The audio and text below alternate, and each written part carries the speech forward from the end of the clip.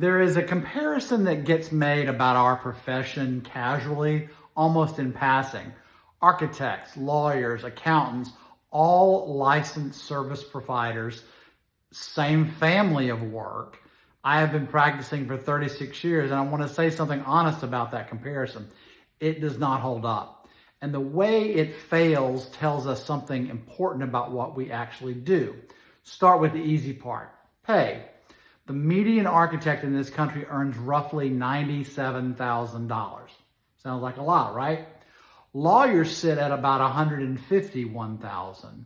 Mechanical engineers earn $104,000. Electrical engineers, $113,000. Among the licensed professionals who stamp drawings on a building, architects routinely earn the least, sorry to say. In many cases, the architect is paid less by median than the structural and mechanical, electrical, plumbing engineers I'm coordinating with on my own project. Read that sentence again, because it is strange. In no other industry does the lead professional earn less than the specialists reporting to him. But pay is downstream.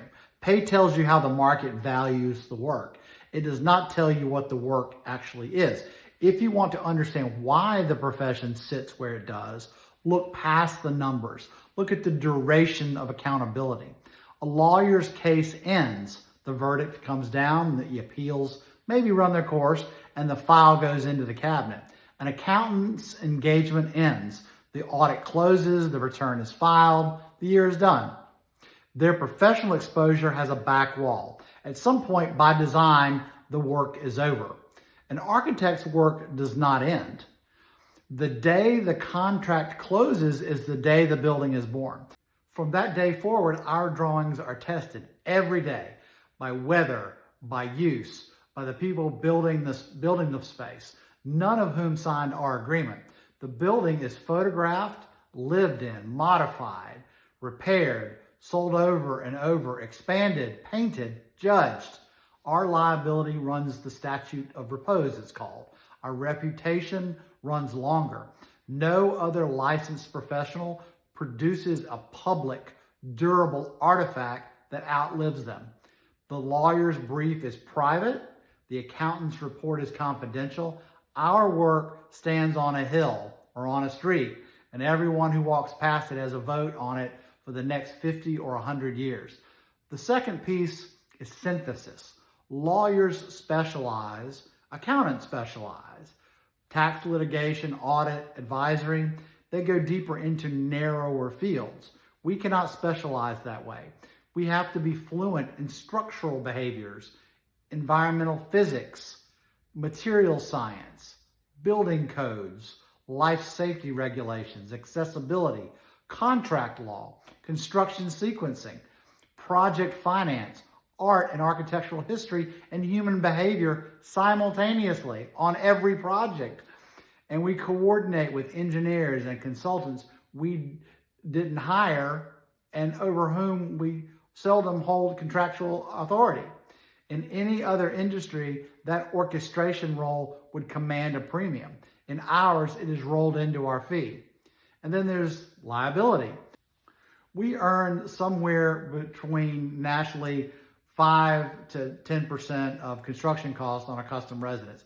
For that fee, we accept responsibility for the entire building's performance for a period that in practice runs decades. A lawyer's exposure is bounded by the subject matter, an accountant's by the engagement. Ours is bounded by the building itself.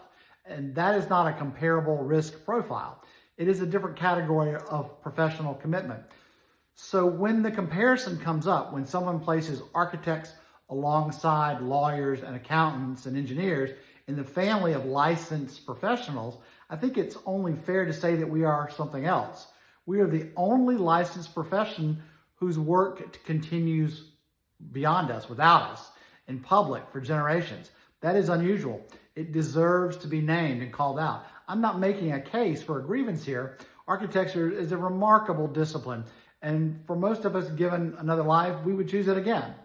But we owe ourselves an accurate picture of what we do, because once we are clear about it, we can be clearer with our clients about the value of what we do. And clarity, in the end, is the only honest foundation for our fee. If this resonates with you, think about your own practice. Leave a thought below. I would be curious to hear how other architects experience this duration mismatch in their own work. Like and follow, hit me up in the DMs. Thanks.